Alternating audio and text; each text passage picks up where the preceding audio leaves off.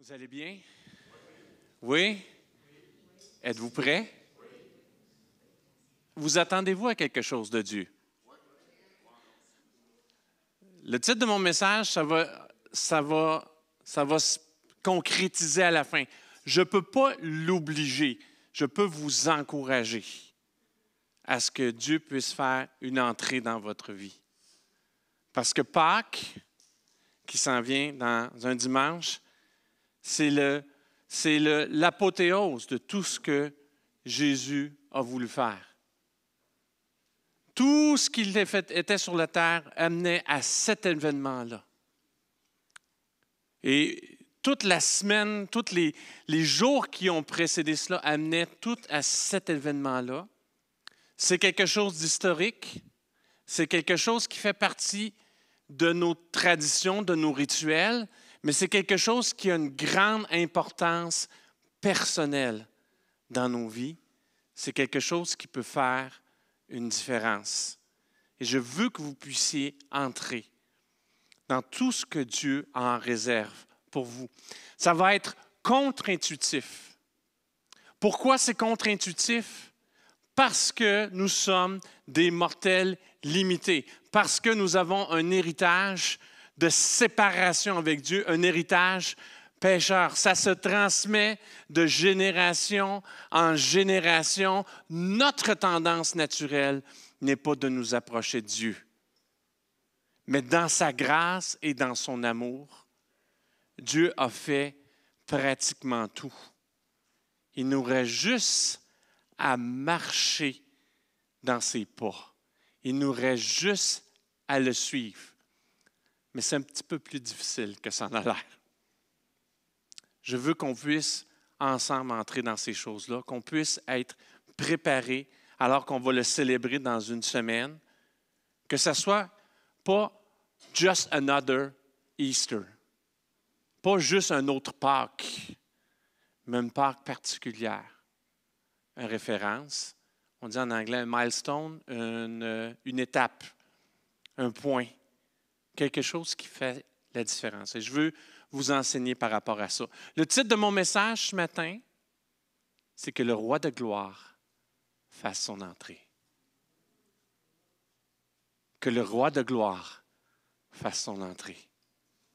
Que le roi de gloire fasse son entrée dans ma vie. Que le roi de gloire fasse son entrée dans ta vie. Quand il rentre, il y a bien des choses qui changent. Quand il rentre, il y a avant et puis il y a après.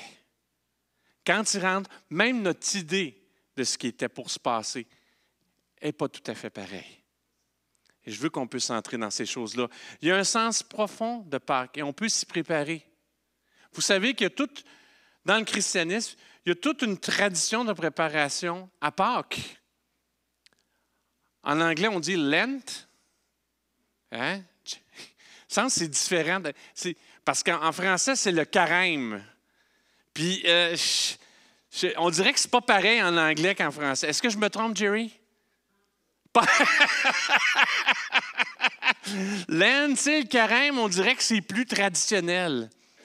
Je ne sais pas pourquoi, c'est peut-être lié à la culture. Peut-être que les anglophones l'ont eu, cette affaire-là, plus que les francophones. Parce que pour moi, le carême, moi, je voyais juste les brioches du carême, les affaires du carême, ou les chocolats de carême, ou les affaires. Mais tu sais, rien de concret. Alors, quand tu entends, plusieurs traditions le font, hein, pas juste des traditions catholiques font le Lent, puis on dirait qu'en anglais, c'est plus sérieux. Hein? On niaise pas. On s'en va, pas d'émotion, on s'en va au but. C'est une préparation. Puis si je vais rester avec le terme francophone, parce que carême, il se prépare en prière. Dans la tradition catholique, c'est 40 jours. Moi, j'ai vu d'autres mouvements, c'est même plus. Là.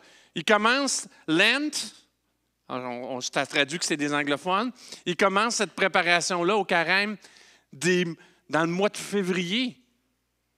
En préparation de Pâques, on prie, on jeûne.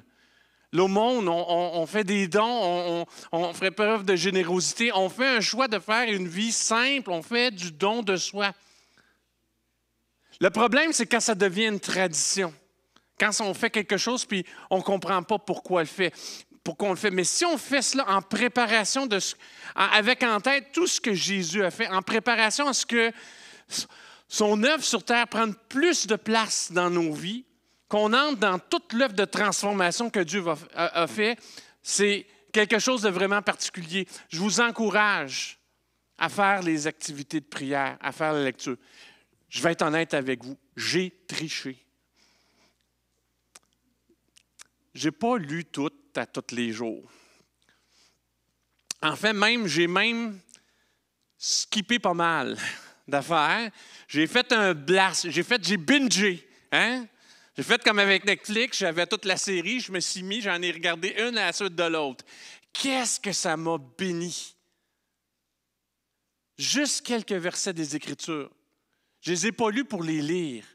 Je les ai lus pour me préparer à ce que Jésus veut faire dans ma vie. Je les ai lus pour mieux saisir son œuvre à la croix, mieux saisir toutes les promesses que j'ai en lui. Qu'est-ce que ça m'a fait du bien? Puis je l'ai juste fait à moitié.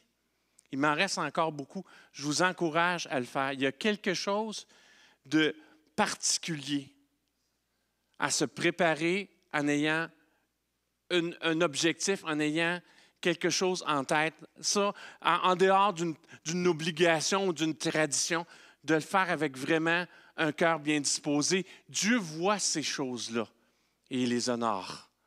C'est une grâce. Dieu est à l'œuvre encore aujourd'hui et je sais qu'il va parler à plusieurs d'entre vous. Je veux juste faire une petite parenthèse. Quel privilège pour moi de prêcher devant mon premier pasteur, pasteur Gilles Gagnon.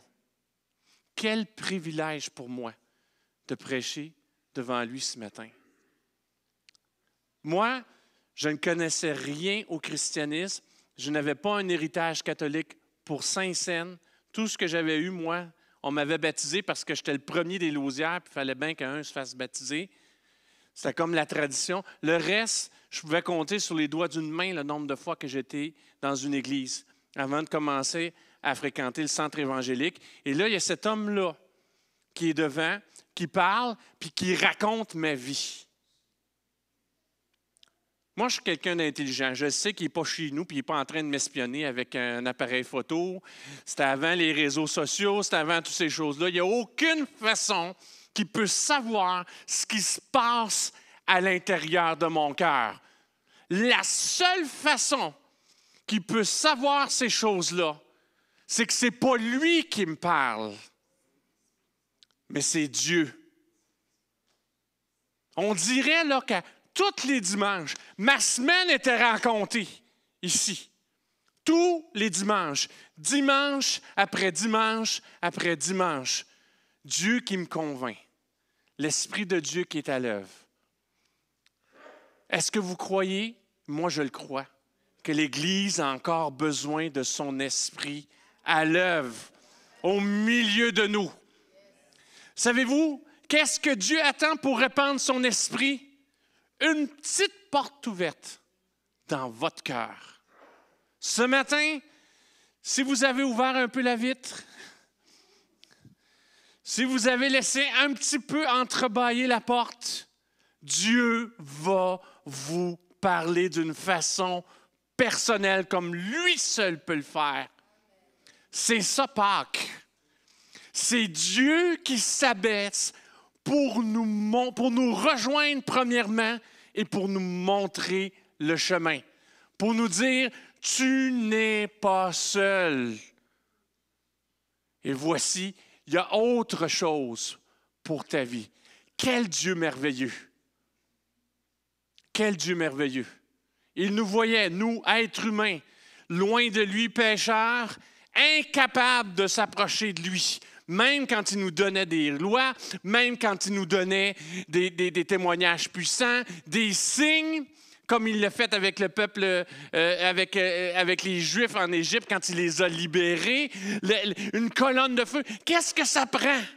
Qu'est-ce que ça prend? Une colonne de feu, des miracles, des signes, toutes sortes de choses. Puis à chaque fois, l'homme retombe.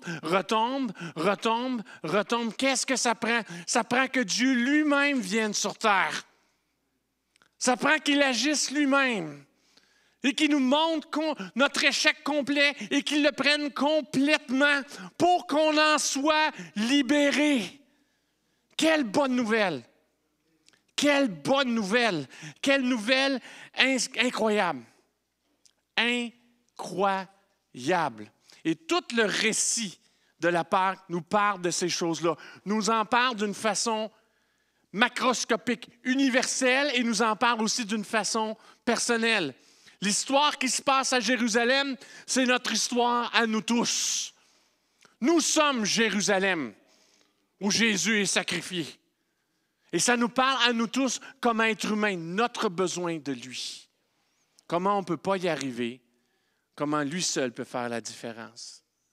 Voici ce qu'il est dit dans Philippiens.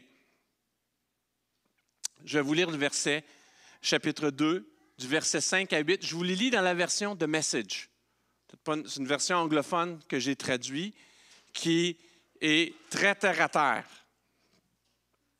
Considérez-vous comme le Christ, Jésus se considérait lui-même. Ça nous parle de nous. On doit se considérer comme lui-même se considérait. Il est venu non seulement pour nous sauver, mais pour nous montrer le chemin vers une vie nouvelle. Une vie qui va vraiment nous satisfaire. Une vie qui va vraiment nous combler. Considérez-vous comme le Christ, Jésus se considérait lui-même. Il avait un statut égal à celui de Dieu, mais il ne s'estimait pas moins, il ne s'estimait pas au point de s'accrocher aux avantages de ce statut, quoi qu'il arrive. Pas du tout.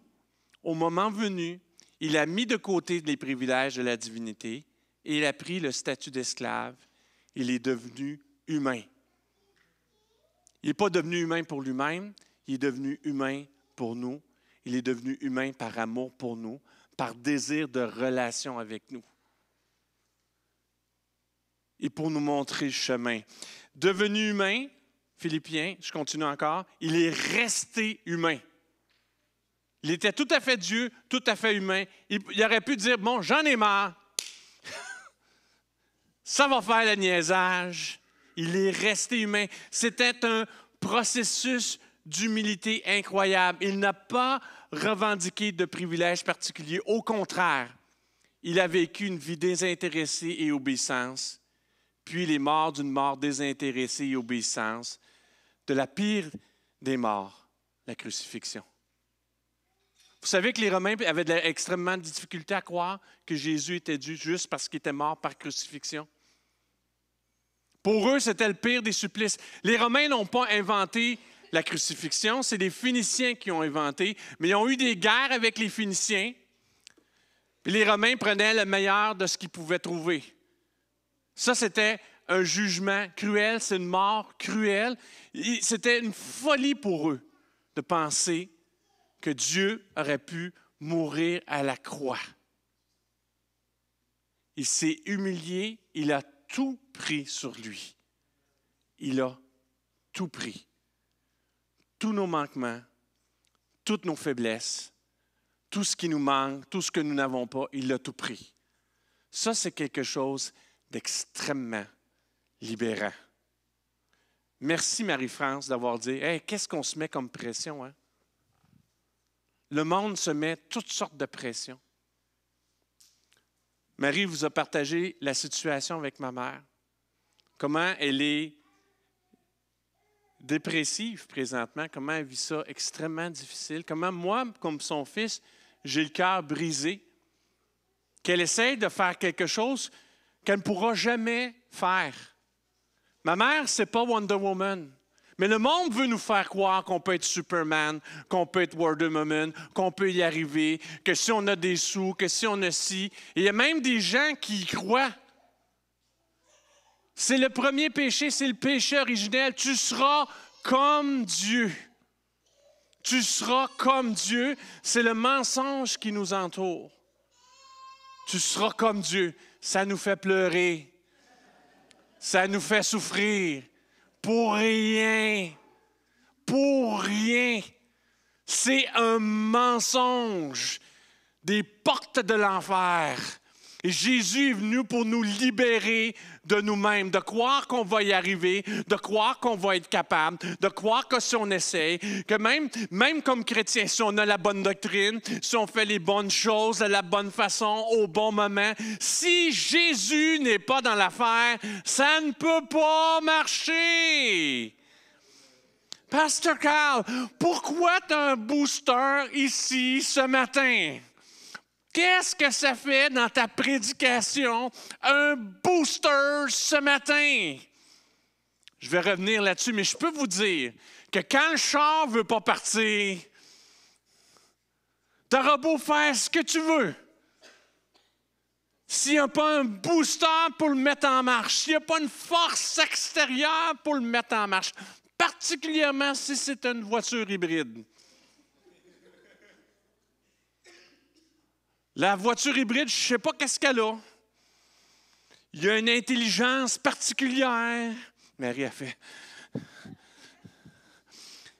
Faut que tu le branches, tu le boostes, mais tu ne le boostes pas. Faut que tu branches les fils d'une certaine façon. Tu appelles le CA. Le CA, il ne savait même pas quoi faire. Le gars du CA, il ne savait pas quoi faire avec le véhicule. Il y a quelque chose de particulier. S'il y a pas moi, je veux dire, il y a une force naturelle qui nous a fait venir ce matin à l'Église dans le véhicule avec lequel on est venu. Parce que j'ai fait exactement la même affaire que j'ai faite hier. Puis ce matin, ça a parti. T'as prié. Si Dieu n'est pas là pour faire quelque chose, on n'y arrivera pas. C'est ça Pâques. Il est venu dans tout ce qu'il y avait de plus proche de Dieu sur terre. Il est venu parmi son peuple, parmi le peuple juif, celui qui l'avait enseigné pendant pas des décennies, plusieurs siècles. Depuis Abraham, et même avant Abraham, il est venu auprès de ces gens qui n'arrivaient pas. Il s'assoyait devant le moteur. Ça ne partait pas. Fait qu'il faisait comme les newfies. Il faisait semblant. Puis on avance, puis c'est du surplace. Si Jésus n'est pas là, si Dieu n'est pas là pour mettre quelque chose en place, on n'y arrivera pas. C'est ça, Pâques. Il s'est humilié pour nous. Il est venu pour nous. Il l'a porté sur lui. Il a porté tous nos échecs, tous nos manquements, toutes nos faiblesses pour qu'en lui, on puisse vivre une vie nouvelle. Je veux croire qu'un jour, je vais être là avec ma mère, puis elle va comprendre. Elle va comprendre. Parce que le monde souffre. Ma mère souffre. On parlait avec un autre jeune homme. Lui est parti, il a abandonné le christianisme pour la doctrine. Je ne sais pas quelle doctrine c'était, mais c'était vraiment mélangeant. Puis là, c'est tout suivre les commandements. Puis suivre les commandements. Savez-vous quoi, Juifs? Les pharisiens suivaient les commandements. C'est quelle personne Jésus a le plus confronté alors qu'il était sur terre? Ceux qui suivent les commandements. Si tu suis les commandements, pour suivre les commandements, ça ne changera pas. Si la doctrine seulement changeait les gens, hein, ça je cite mon épouse ici, Marie-Clonine, elle m'a dit, si la doctrine seulement changeait les gens, ça serait vu depuis longtemps. Hey, on était au collège biblique, on avait de la bonne doctrine. Ça ne change pas les gens, la doctrine. Comprenez-moi, la doctrine est importante. Il faut avoir une bonne doctrine. Faute de connaissance, mon peuple périt. Mais la connaissance seule ne changera jamais personne. La connaissance ne rend pas ton cœur pur. Tu as besoin de Jésus. Il fallait que Jésus vienne. Il est venu dans l'endroit où on avait le plus de connaissances de lui, puis on ne l'a même pas reconnu. On ne l'a même pas reconnu. Si la doctrine seulement changeait les gens, ça serait, on l'aurait vu. Si les rites seulement changeaient les gens, les méthodes, les programmes, les structures, ça se serait vu depuis longtemps. On aurait vu ça, les rites, les programmes, les méthodes, les structures. On a pris l'onction, c'est rien. On a pris l'onction, c'est important. C'est important qu'on soit structuré, qu'on ait des méthodes, mais ce n'est pas ça qui est l'essentiel. C'est comme ma voiture, pas d'énergie. C'est un beau véhicule. Il est bleu, mon épouse la reconnaît. Hein? Faut y répéter des fois, quand on prend la brune, je ne cherche pas la bleue.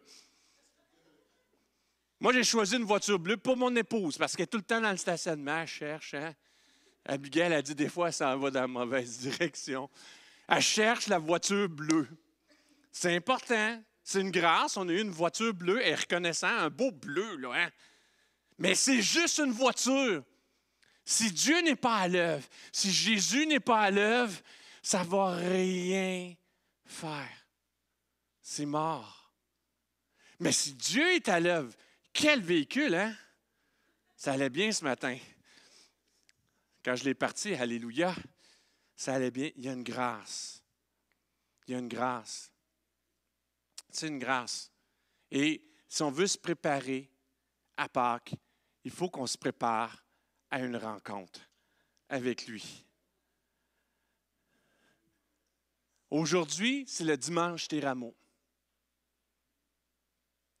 La semaine où Jésus rentre en Jérusalem. Je vais vous lire dans l'Évangile de Jean, le 12e chapitre, versets 12 à 15, qui nous parle de cet événement-là. C'était tout de suite après que Lazare soit ressuscité. On était dans un high. Comprenez-vous? Il y avait des attentes.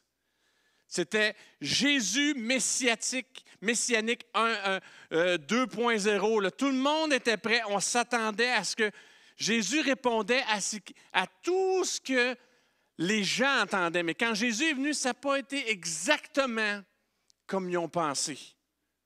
Le peuple d'Israël s'attendait à un Messie. Jésus est venu avec une attente.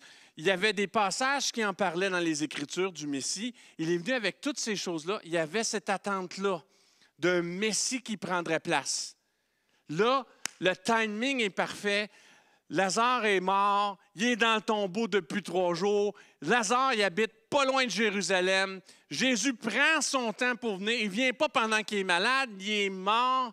Il est avec ses amis. Il parle. Il est ressuscité du tombeau. Les gens voient ça. Il est vraiment mort. On a enlevé les bandages. On avait peur qu'il sente. Il est sorti du tombeau. Il y a toute une attente. Puis là, Jésus rentre dans Jérusalem. Rentre dans Jérusalem, comme dans les Écritures, comme dans la promesse. Le lendemain, une file nombreuse de personnes venues à la fête apprirent que Jésus se rendait à Jérusalem. Elles prirent des branches de palmier et allèrent à sa rencontre en criant « Hosanna, béni soit celui qui vient au nom du Seigneur, le roi d'Israël. » Jésus trouva un ânon et s'assit dessus, conformément à ce qui était écrit. « N'aie pas peur, fille de Sion, voici ton roi qui vient, assis sur le petit d'une ânesse. » Une promesse. Mais dans leur tête, c'est toutes des gens pécheurs. Toutes des gens qui ont cette mentalité-là. Pas différent d'aucun être humain sur terre.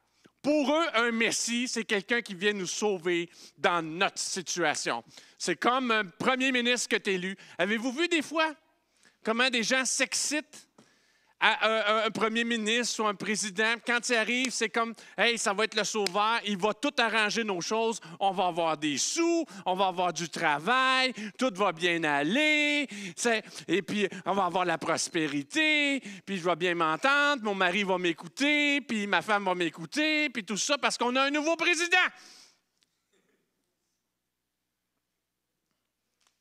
Ça dure... J'ai vu ça en France, hein, des fois, ça a duré 1 mois. Ça va. On a une élection, là. Je vous en prie.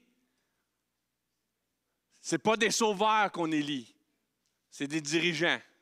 Ils ont besoin de la grâce de Dieu parce qu'ils sont de la même fibre que nous. C'est des mortels limités et pécheurs. Tous ces gens-là voient Jésus. Ils se rendent compte, c'est important ce qu'ils font. Mais regardez le changement politique en 1 semaine. Il arrive, c'est Hosanna au roi. Et après ça, on le demande, est-ce qu'on le crucifie ou on libère le criminel? Crucifie-le! Wow! En 1 semaine! Jésus ne rentrait pas pour être le Seigneur qu'on s'attendait. Il ne rentrait pas pour être le Sauveur qui s'attendait.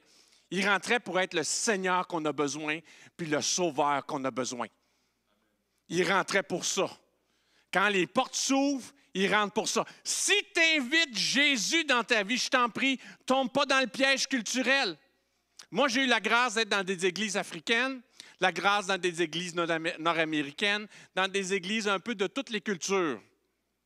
Puis chacune a son petit billet culturel. Tu écoutes Jésus, là, des fois, il fit.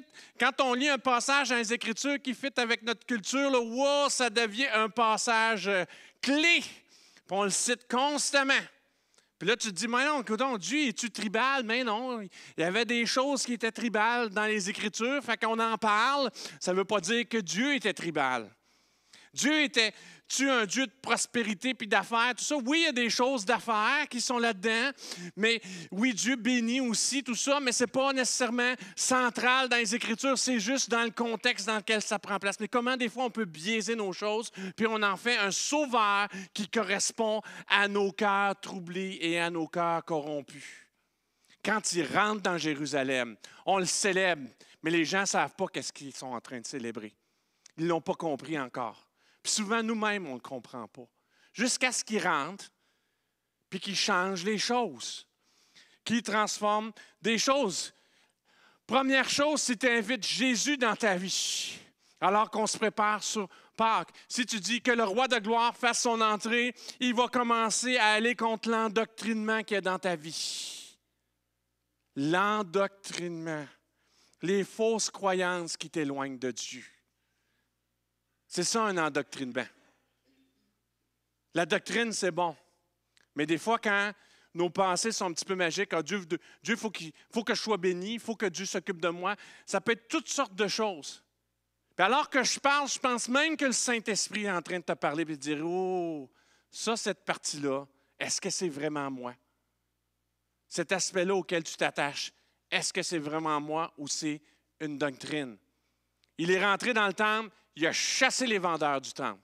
Il a confronté chaque personne. Ce n'était pas le leader politique que tout le monde voulait. Il confrontait les gens avec leur hypocrisie, avec leur légalisme, avec leur endoctrinement, avec leur fausse doctrine.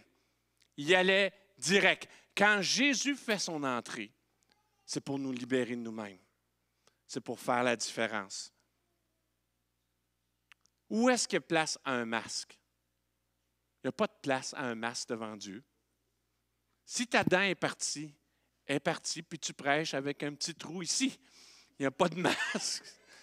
Il sait, Dieu, que j'ai perdu ma couronne, là. Hein? Vous le savez aussi. Il n'y a pas de place à un masque. Mais dans notre fort intérieur, on aime ça bien paraître. Dans notre fort intérieur, on veut que tout soit parfait. À quoi ça sert? Quand Jésus rentre dans Jérusalem, il expose tout pour qu'on en soit libéré. Il expose toutes nos fausses doctrines pour qu'on en soit libéré. Il expose toutes nos petites règles qu'on se met, toutes les choses qu'on s'impose pour nous dire, regarde, là, c'est pas ça qui est essentiel. Il faut que ton comportement intérieur soit en accord avec tes valeurs. Il faut que l'amour prenne place dans ta vie. Il est là pour faire toutes ces choses-là. Il vient contre l'auto-justification. C'est ça, Jésus, qui rentre. Voyez-vous qu'est-ce que je vais vous faire faire tantôt? Quand je veux dire que le roi de gloire fasse son entrée, il faut que tu sois prêt aussi à ce qu'il te confronte. Il faut que tu sois prêt à changer. C'est ça, Pâques. Ça nous libère. Ça nous libère. Notre condition nous empêche de venir au salut et nous avons besoin d'un sauveur malgré nous. Nous avons besoin d'une présence tangible. On a besoin de la présence du Saint-Esprit. Dieu merci, il est là avec nous ce matin. Je bénis pour sa présence. C'est le booster. Le moteur qui ne part pas. Tu as besoin de sa présence. Tu as besoin d'une réformation. Tu as besoin de changer. Dieu ne veut pas que tu restes avec tes vieux schémas de pensée. On s'attache à des choses. Et quand le Saint-Esprit te parle, tu dis, il va te dire, pourquoi tu penses ça? Il va même t'amener des passages dans ta face, te dire, pourquoi tu t'attaches à ça? Regarde, il y a plus. Il y a quelque chose de particulier dans lequel Dieu veut que tu entres. On a besoin d'agir aussi à la lumière de notre transformation. Peut-être Dieu, tu sens sa présence, peut-être qu'il réforme tes pensées. Si Dieu est vraiment à l'œuvre en toi, il ne pourra pas te laisser immobile. Il ne pourra pas fermer ta bouche. Ça va sortir. Tu vas parler, tu vas poser des gestes, tu vas être éclairé, tu vas être conduit à marcher avec ce qu'il t'amène. Il y a quelque chose qui va se passer. Il y a quelque chose qui va se passer et je veux que vous puissiez entrer dans ces choses-là. Je viens vraiment contre... C'est vrai que Dieu veut nous bénir, mais si il y a cette mentalité-là qui est rentrée en Amérique du Nord où Dieu égale bénédiction, Dieu égale bien-être, Dieu égale je me sens mieux, je suis soulagé. Non, des fois, Dieu te fait sentir inconfortable. Parce que là où tu es assis, tu ne devrais pas rester là, je t'en prie. Il te sort de tes ordures, il te sort de ton mal, il te sort de tes erreurs. Moi le premier. Marie peut en témoigner, n'est-ce pas? Oh, elle est gentille. Je pensais qu'elle était pour dire un plus gros « Amen, c'est vrai! » Tu restes concentré. Bon, c'est ça. Il y a quelque chose qui se passe. Je vais vous lire dans deux versions un passage dans l'Évangile de Matthieu où Dieu parle, qu'est-ce que c'est le suivre? Alors que Pâques s'en vient, Dieu nous appelle à le suivre. Nous qui avons, la plupart d'entre nous, eu une expérience avec Dieu, il nous appelle à le suivre. Et si tu n'as pas eu cette expérience-là encore, la porte est ouverte pour que tu puisses le suivre ici, maintenant. Encore aujourd'hui, des gens le suivent. Il y a une porte ouverte, mais il y a aussi, ça ne se passe pas toujours exactement comme on le passe. Et c'est ici qu'il en parle. Je vais vous lire dans la première version, dans le second 21, ensuite dans le Message. Voici ce que Jésus dit à ses disciples. Matthieu 16, l'Évangile de Matthieu 16, 24 à 26. Je vais les lire dans les deux versions. Dans la version second 21, peut-être que vous connaissez plus.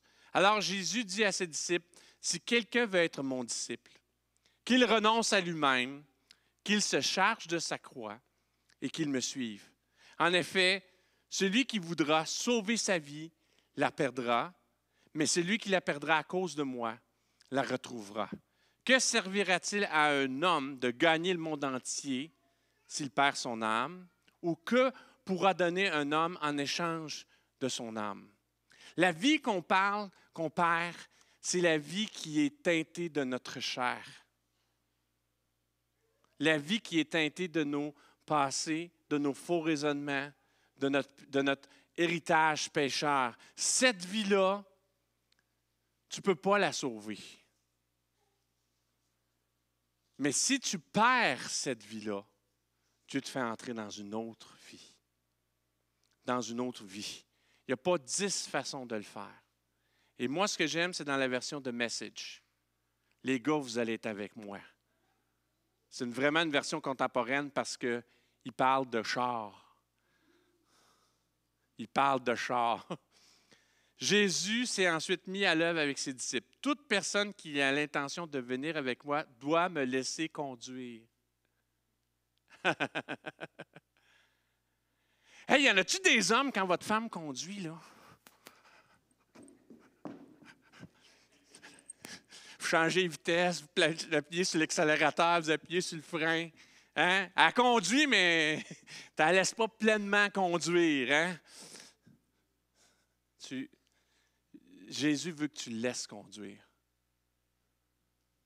Il veut que tu le laisses conduire. Est-ce qu'il y en a qui connaissent, comment il s'appelle l'humoriste en anglais? Celui qui ne parle pas, là, qui fait tout le temps des niaiseries. Mr. Bean. Mr. Bean, quand il s'en va et qu'il laisse son char pour être sûr qu'on ne le vole pas, il part avec son volant. Je ne sais pas qui voudrait voler cette voiture-là. C'est une espèce de... Je ne sais pas quel modèle de voiture. C'est un modèle européen, mais vraiment une petite affaire. Là. Ça a plus l'air d'une moto à 4 roues. Mais il part avec son volant. Hein? Mr. Bean. Mr. Bean, il ne parle pas beaucoup. C'est un humour très visuel. Hein? Mais on dit, oui, Seigneur, je te laisse conduire, conduis ma vie. Mais là, dès qu'on a la chance, on part avec le volant. On enligne la voiture dans la bonne direction. Puis on dit, Seigneur, conduis-moi, Seigneur. C'est une belle ligne droite, il n'y a pas le volant, il n'y a pas moyen de retourner de bord. La voiture est orientée comme ça. C'est comme ça que ça s'en va. Est-ce que c'est ça que Dieu veut pour nos vies? Ne fais pas confiance à ton jugement. Jésus est venu à Pâques pour nous libérer de nous-mêmes. Hein? Plus de GPS, plus de contrôle, plus nécessairement de direction. On lui laisse le volant, on ne lui laisse pas le volant. Savez-vous quoi? Si on veut garder le volant, des fois, la voiture, elle ne part pas. Elle n'avance pas. On branche le câble rouge dans la petite section rouge, comme ça. On branche le... Parce que là, il y a une place aussi dans les voitures. Il ne faut pas que tu le branches. Ce n'est pas une batterie, c'est un truc. Là, tu le branches à un autre endroit. Puis là, tu embarques. Là, tu veux le faire partir. C'est moi. Je vais le faire partir par moi-même. Hier, on essayait de le faire partir par nous-mêmes. Ça ne partait pas. Ça dit en charge. En charge. Dieu est en charge. C'était pas moi qui étais en charge. Ce matin, je ne sais pas pourquoi, j'ai laissé charger plus longtemps le truc. J'ai branché les deux affaires, il n'a pas fait le même bruit. Il faisait bip, bip, bip, bip. Il faisait bip, bip, bip avant, il ne faisait pas bip, bip, bip après.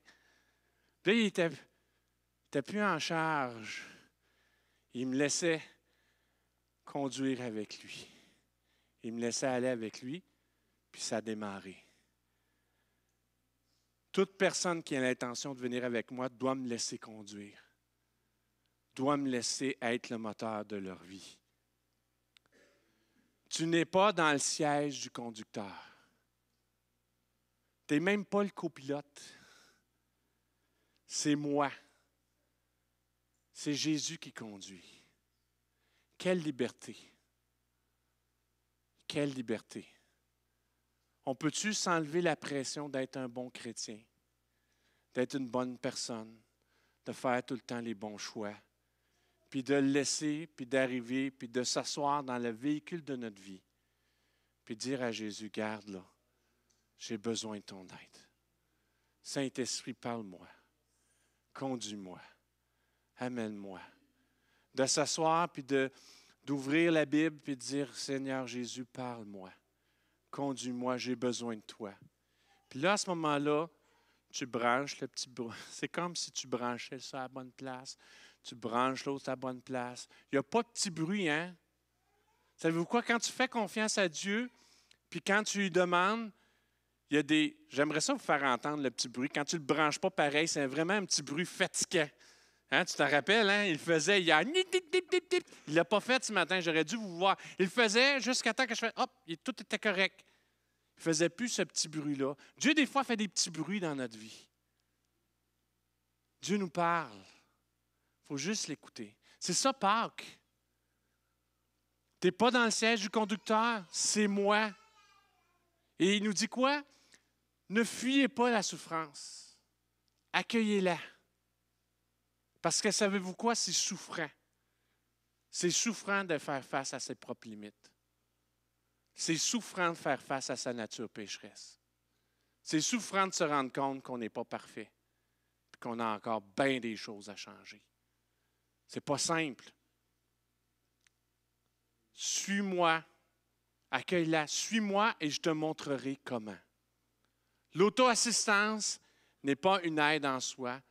L'auto-sacrifice est le moyen, mon moyen, de vous trouver vous-même votre vrai moi. Ton vrai toi, il se trouve auprès de Jésus à la croix. Il se trouve auprès du sacrifice. Ton vrai toi, tout ce à quoi Dieu t'appelle, se trouve là. C'est là que tu déposes tes immondices. C'est là que tu déposes tous tes échecs. Israël, dans son entièreté, tous ses disciples avaient failli. Il fallait que Jésus porte tout le péché de l'humanité, présente, passée et future. J'étais à la croix. Nous étions tous à la croix, pour marcher dans cette nouveauté de vie, il faut y aller encore. Ce n'est pas agréable, ça ne sent pas bon, ce n'est pas auto-gratifiant, mais c'est libérant. On se fatigue à vouloir faire quelque chose que lui a déjà accompli à la croix. Est-ce que vous voulez être vraiment vous-même? Libéré de tout fardeau, libre en Jésus. Libre en Jésus, sans aucune justification personnelle. Il le fait. Il le fait. Alors qu'on arrête de jouer des rôles. Quel genre, tu sais, le vrai moi, quel genre de marché est-ce que je peux, est-ce que c'est d'obtenir tout ce que je veux, mais de te perdre? Ce que ton cœur désire, c'est pas ce que Dieu a en réserve pour toi. Naturellement, c'est pas ça. C'est de l'orgueil, c'est de la perte de temps, c'est de la poursuite du vent. On peut être vraiment bien en Jésus. C'est ton âme. Ça, c'est à la croix. Le salut n'est pas en notre fidélité, mais dans la sienne. Pas dans notre capacité, mais dans la sienne. Pas en nous, mais en lui. Plus de toi, comme disait Marie-France, moins de moi. Plus de toi, moins de moi. Ça, c'est quelque chose de grandiose. Ésaïe 53, versets 4 à 5. Pourtant, ce sont nos souffrances qu'il a portées. Ça parle de Jésus. C'est de nos douleurs qu'il s'est chargé. Et nous l'avons considéré comme puni, frappé par Dieu et humilié. Mais lui était blessé à cause de nos transgressions, brisé à cause de nos fautes. La punition qui nous donne la paix est tombée sur lui. Et c'est par ses blessures, ses meurtrissures, que nous sommes guéris. Le monde a besoin d'enfants de Dieu guéris pleinement en Jésus, de fils et de filles du Dieu vivant qui rentrent pleinement dans tout ce que Jésus a fait pour eux à la croix, qui s'abandonnent eux-mêmes auprès de cette croix-là et qui rentrent dans une pleine liberté, une pleine grâce qui nous a été donnée par son brisement. C'est quelque chose d'incroyable. Laisse-moi vous dire, on va chanter ensemble. Êtes-vous prêts à chanter? Daniel, tu vas aimer ça. Est-ce qu'il y en a qui connaissent « Moi, j'ai décidé de suivre Jésus ». I have decided to follow Jesus. Hein? Savez-vous un peu l'histoire en arrière de ce chant-là? C'est en Inde que ça a été composé. Je pense que ça n'a pas été composé en anglais en premier. Ça a été composé en hindi ou en tamoul, je ne sais pas quelle langue parlait. C'est un coin nord de l'Inde que j'ai pu lire, là, ce que j'ai pu chercher. Et c'est un homme, c'est le témoignage de quelqu'un qui a témoigné à son village, qui venait de se convertir au christianisme. Et ça a été fait sur ce chant-là populaire. Comme beaucoup de cantiques, ils prenaient des chants de brasserie puis ils mettaient ils mettaient des paroles chrétiennes sur des chants qu'on chantait dans les tavernes. Et lui, c'est ce qu'il déclarait. On l'a confronté par rapport à sa foi, puis on demandait qu'il renie cette foi-là chrétienne, qu'il renie Jésus, puis lui, il répétait ça. Il répétait chacun des paragraphes. C'est ses paroles. Puis on a tué d'abord ses deux enfants. Après ça, on a tué sa femme. Puis il répétait toujours sa confession de foi. Après ça, on l'a tué, lui. Et ça a été un témoignage pour tout le village. Puis là, le chef qui a fait tuer tous ces gens-là, il a dit non, ça ne se peut pas. Ce Dieu-là doit être vrai parce que on tue ses enfants, on tue sa femme, lui-même meurt. Il a été frappé par sa foi. Voulez-vous le chanter avec moi? Moi, j'ai décidé de suivre Jésus. Moi, j'ai décidé de suivre Jésus. Je le suivrai. Prends tout le monde, mais laisse-moi Jésus. La croix devant moi, le monde derrière moi. Êtes-vous prêts? Moi, j'ai décidé de suivre Jésus. Moi, j'ai décidé de suivre Jésus. Moi, j'ai décidé de suivre Jésus. Je le suivrai, je le suivrai. Prends tout le monde, mais laisse-moi Jésus. Prends tout le monde, mais laisse-moi Jésus. Prends tout le monde, mais laisse-moi Jésus. Je le suivrai, je le suivrai. La croix devant moi, le monde derrière moi. La croix devant moi, le monde derrière moi. La croix devant moi, le monde derrière moi. Je le suivrai, je le suivrai. Ça, c'est la différence entre un rituel et quelque chose où on ouvre la porte au Saint-Esprit, où on ouvre la porte à Dieu. Voici ce que Dieu nous a promis. Romains 8, versets 13 à 15. Si vous vivez en vous conformant à votre nature propre, vous allez mourir. Mais si par l'Esprit vous faites mourir les manières d'agir du corps, vous vivrez. En effet, tous ceux qui sont conduits par l'Esprit de Dieu sont fils de Dieu. Et vous n'avez pas reçu un esprit d'esclavage pour être encore dans la crainte. Mais vous avez reçu un esprit d'adoption par lequel nous crions « Abba, Père ». Est-ce qu'on peut le dire « Abba, Père ». Ça, c'est l'esprit que nous avons. À Pâques, que l'Esprit de Dieu soit à l'œuvre en vous. Dans cette semaine-là, préparez l'œuvre à ce que l'Esprit de Dieu vous guide. L'Esprit va vous amener en dehors de vos limites humaines, va vous faire renoncer à de faux raisonnements, va vous amener ailleurs. Un esprit libérateur, un esprit d'adoption, un esprit de paix. Jésus est venu à la croix pour cela, afin qu'on soit libre. Alors on peut dire vraiment, comme ils ont dit à son arrivée, « Hosanna au roi ». Hosanna au roi. Quand ils l'ont dit, ils ne comprenaient pas ce qu'ils disaient. Mais vous, qui avez une expérience avec lui, vous pouvez le dire, « Hosanna au roi, Hosanna au roi ». Amen. On va faire une dernière chose ensemble. On va faire une proclamation. Je vous le dis, faites-le simplement si vous vous sentez guidé à le faire, vous vous sentez libre de le faire. Mais je pense qu'il peut y avoir quelque chose de puissant à le déclarer ensemble. Je vais vous lire dans un psaume. Vous allez le voir affiché, psaume 24, versets 7 à 10. Je fais une déclaration, vous faites une réponse.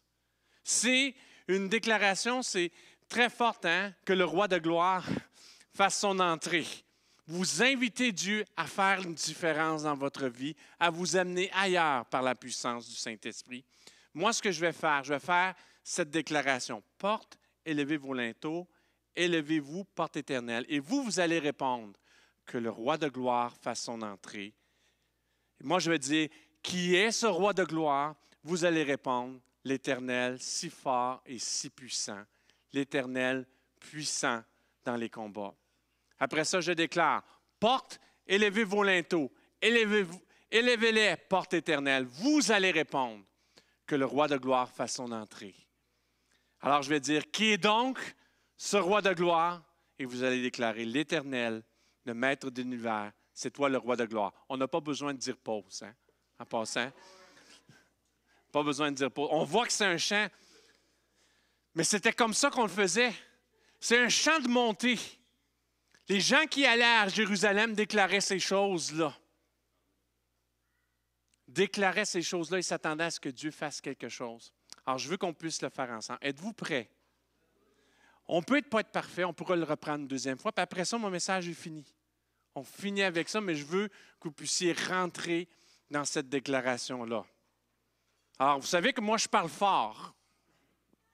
Pas besoin de micro. J'espère vous entendre fortement aussi. Amen.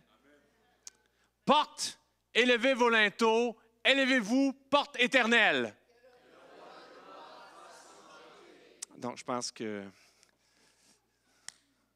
ça manquait de lente, hein? Un petit peu plus d'anglophone, hein?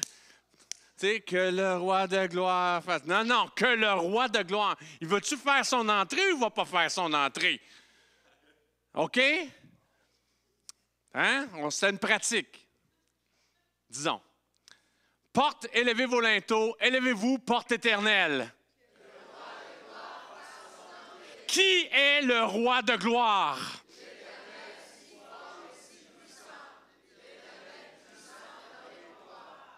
Porte, élevez vos linteaux, élevez-les, porte éternelle.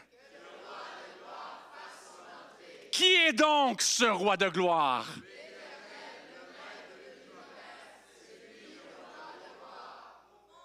Oh! On le fait-tu? Je pense que si on le fait une dernière fois, Dieu peut nous bénir. Il y a quelque chose de puissant, hein, de déclarer ces choses-là ensemble. Saisissez-le ce matin. Je pense que certains d'entre vous, vous avez besoin de le saisir. Est-ce qu'il y en a qui ont besoin du roi de gloire dans leur vie? Amen. Alors là, faites-le comme si vous en avez vraiment besoin. Oh, il y en a même que tu peux te lever, hein? Oh! Oh, ça, c'est sérieux. On a fait, quand tu prêtes serment, tu ne peux pas prêter serment assis. Amen. Porte, élevez vos linteaux. Élevez-vous, porte éternelle. Qui est ce roi de gloire?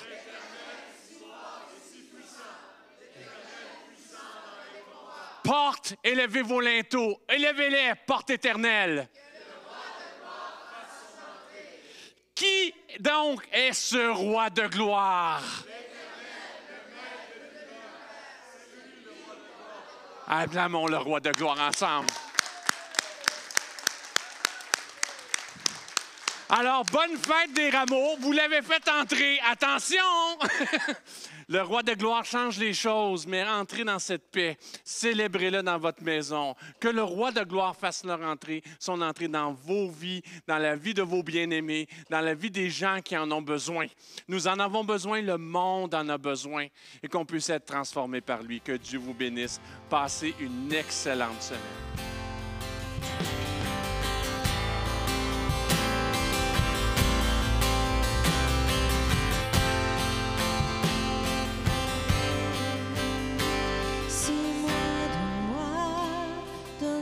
De toi, prends tout, Seigneur. Oui, tout de toi, compte tout en moi.